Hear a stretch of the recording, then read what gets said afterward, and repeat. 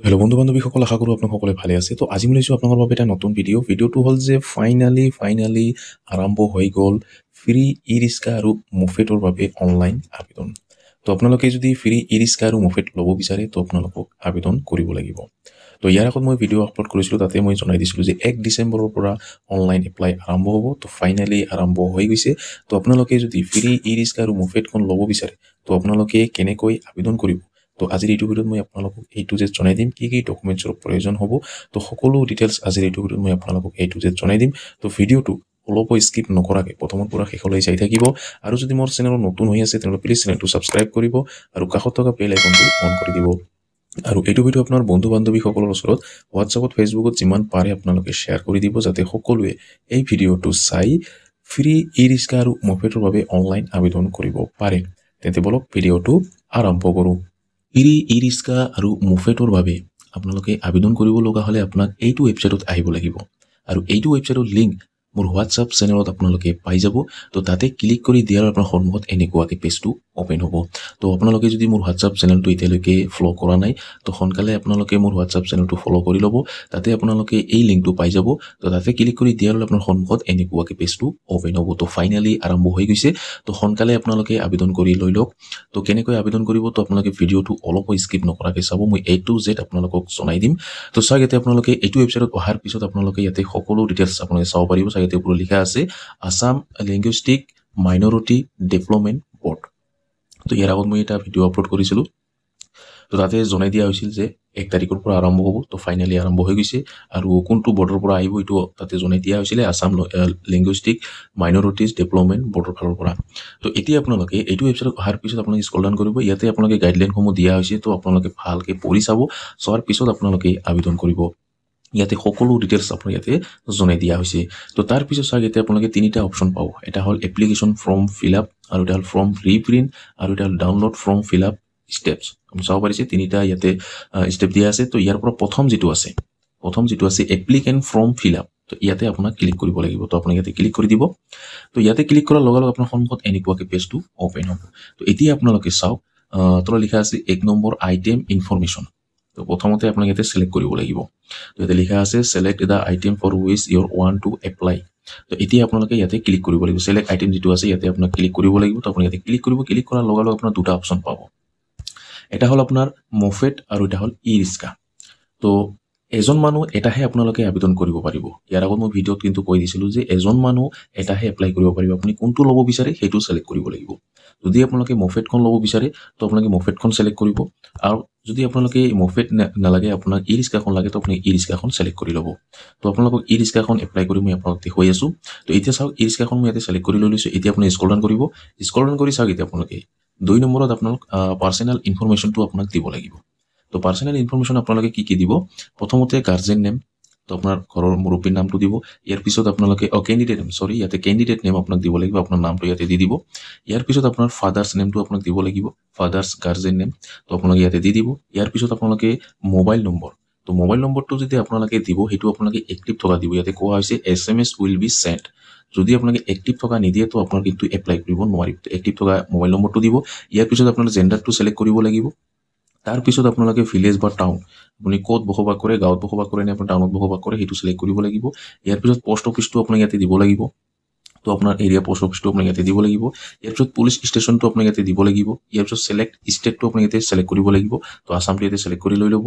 তাৰপিছত ইয়াতে আপোনালোকে নিজৰ ডিষ্ট্ৰিক্টখন আপোনাক ইয়াতে চিলেক্ট কৰিব লাগিব। আপুনি কোনটো ডিষ্ট্ৰিক্টত বসবাস কৰে সেই আপোনাৰ ডিষ্ট্ৰিক্টখন ইয়াতে চিলেক্ট কৰিব লাগিব।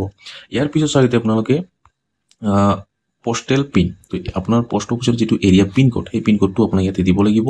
তাৰপিছত আপোনালোকে ডেট অফ বাৰ্থ, তো ডেট অফ বাৰ্থটো আপোনাক ইয়াতে দিব লাগিব। তাৰপিছত আপোনালোকে আধাৰ কাৰ্ড নম্বৰটো আপোনাক ইয়াতে দিব লাগিব। তো আধাৰ কাৰ্ড যিটো আছে আপোনাৰ ডকুমেণ্ট সেইটো বাধ্যতামূলক আপোনাক দিবই লাগিব। যদি আপোনাৰ আধাৰ কাৰ্ড নাই তো আপোনালোকে এপ্লাই কৰিব নোৱাৰিব। ইয়াতে ষ্টাৰ মাৰ্ক দিয়া আছে। তো আধাৰ কাৰ্ড নম্বৰটো ইয়াতে দি দিব। ইয়াৰ পিছত 3 নম্বৰত কোৱালিফিকেশ্যন ইনফৰমেশ্যন। এতিয়া আপোনালোকে এডুকেশ্যনৰ ইনফৰমেশ্যনটো আপোনাক দিব লাগিব। তো চাওক, এতিয়া আপোনালোকে চিলেক্ট এডুকেশ্যন কোৱালিফিকেশ্যন, তো মই আপোনাক চিলেক্ট কৰি দেখাই দি আছোঁ।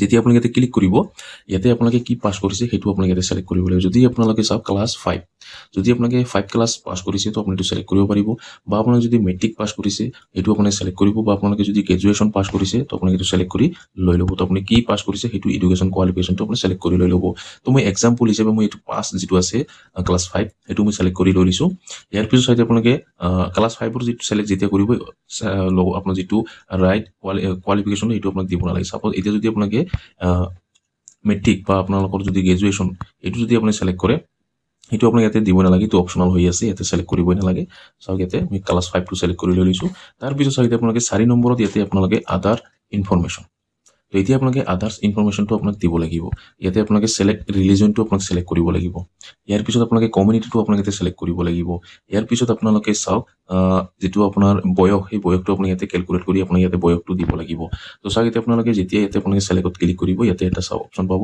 তাৰ পিছত আপোনালোকে সিলেক্ট কমিউনিটি তো এতিয়া আপোনালোকে সিলেক্ট কমিউনিটি যেতিয়া ক্লিক কৰিব ইয়াতে আপোনালোকে বেংগলী আছে হিন্দী আছে আদাৰ্ছ আছে তো আপুনি কি হয় সেইটো আপুনি সিলেক্ট কৰি লৈ ল'ব কমিউনিটিটো তাৰ পিছত আপোনালোকে ৰাইট ইয়োৰ কমেন্ট ইয়াতে আপোনাৰ কমিউনিটিটো আপুনি ইয়াতে দিব লাগিব তো এইটো আপুনি ইয়াতে দি দিব তাৰ পিছত চাওক আপোনালোকে ফ্যামিলি এনুৱেল ইনকাম তো ফ্যামিলি এনুৱেল ইনকামটো আপোনাক ইয়াতে দিব লাগিব তো ফ্যামিলি এনুৱেল ইনকাম যেটো আছে সেইটো আপোনাক দিব লাগিব প্ৰথম যেতিয়া মই ভিডিওটো আপলোড কৰিছিলো ফ্ৰী ই-ৰিক্সা আৰু মফেটৰ বাবে তাতে কিন্তু মই কৈ দিছিলো যে আবেদন কৰাৰ সময়ত আপোনাৰ ইনকাম সাৰ্টিফিকেটখনৰ প্ৰয়োজন হ'ব তো আপোনালোকে ইয়াতে চাওক নো ইনকাম সাৰ্টিফিকেট তো ইয়াতে চাওক মোক তাতে কিন্তু জনাই দিয়া আছিল যে ইনকাম সাৰ্টিফিকেটৰ প্ৰয়োজন হ'ব কিন্তু ইয়াতে নো ইনকাম সাৰ্টিফিকেট তো আপোনাক ইনকাম সাৰ্টিফিকেট দিব নালাগে ইয়াতে এনুৱেল ইনকামটো আপোনাক ইয়াতে দিব লাগিব ইয়াতে স্পষ্ট দিয়া হৈছে নো ইনকাম সাৰ্টিফিকেট তো আপোনাক ইনকাম সাৰ্টিফিকেটখন দিব নালাগে ইয়াতে আপোনালোকে এন্ট্ৰি ফ্যামিলি এনুৱেল ইনকাম তো বছৰি ইনকামটো আপোনাক ইয়াতে দিব লাগিব সেইটো আপোনাক ইয়াতে দি দিব তাৰ পিছত চাওক এতিয়া আপোনালোকে ডকুমেন্টস 5 নম্বৰত আপোনাক ডকুমেন্টস আপলোড দিব লাগিব তো কি ডকুমেন্টস দিব লাগিব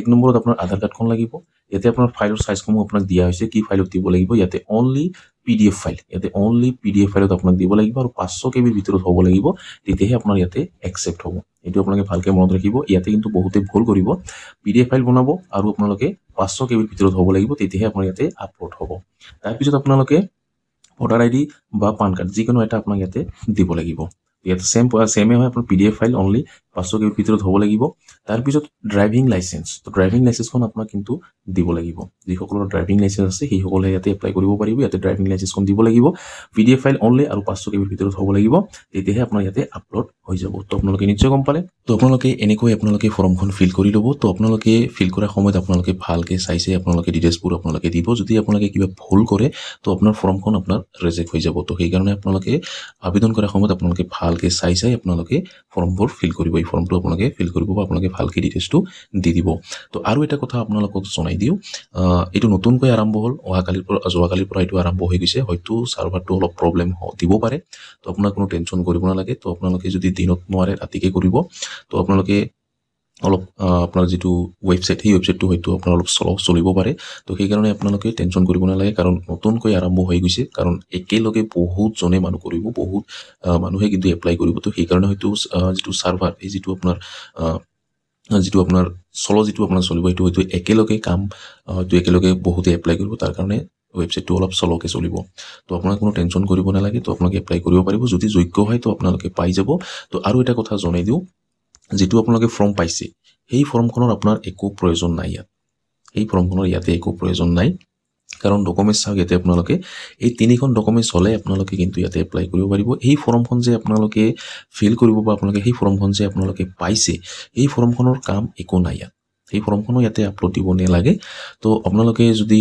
আবেদন কৰিব নোৱাৰে তো যদি আপোনাৰ কিবা বুজি পোৱা নাই তো কমেন্ট কৰি আপোনালোকে মোক জনাব মই আপোনালোকক নিশ্চয় হেল্প কৰাৰ চেষ্টা কৰিম তো যদি আপোনালোকে কিবা অসুবিধা হৈছে বা আপোনালোকে অসুবিধা পায় তো আপোনালোকে কমেন্ট কৰি জনাব মই ইয়াৰ হেল্প কৰাৰ চেষ্টা কৰিম তো এনেকৈ আপোনালোকে ফ্ৰী ই-ৰিক্সা আৰু মফেটৰ কাৰণে আপোনালোকে এনেকৈ আবেদন কৰিব তো আপোনাক কোনটো লাগে সেইটো সিলেক্ট কৰি আপোনালোকে আবেদন কৰি লৈ ল'ব তো ইয়াৰ নেক্সট ভিডিওত মই আপোনালোকক মফেটৰ বাবে কেনেকৈ আবেদন কৰিব ইয়াৰ নেক্সট ভিডিওত মই আপোনালোকক জনাই দিম তো আপোনালোকে নিশ্চয় গম পালে তো এনেকৈ আপোনালোকে আবেদন কৰি লৈ ল'ব তো ফাইনালি আৰম্ভ হৈ গৈছে তো আজিৰ ভিডিওত ইমানেই আশা কৰিছো ভিডিওটো ভাল লাগিছে যদি ভিডিওটো ভাল লাগি থাকে তেনে লাইক কৰিব আৰু যদি মোৰ চেনেলত নতুন হৈ আছে তেনে প্লিজ চেনেলটো সাবস্ক্ৰাইব কৰিব আৰু কাষত থকা বেল আইকনটো অন কৰি দিব আৰু এইটো ভিডিও আপোনাৰ বন্ধু বান্ধৱীসকলৰ ওচৰত হোৱাটছআপত ফেচবুকত যিমান পাৰে আপোনালোকে শ্বেয়াৰ কৰি দিব যাতে সকলোৱে এই ভিডিওটো চাই ফ্ৰী ই-ৰিক্সা আৰু মফেটৰ বাবে আবেদন কৰি ল'ব পাৰে ধন্যবাদ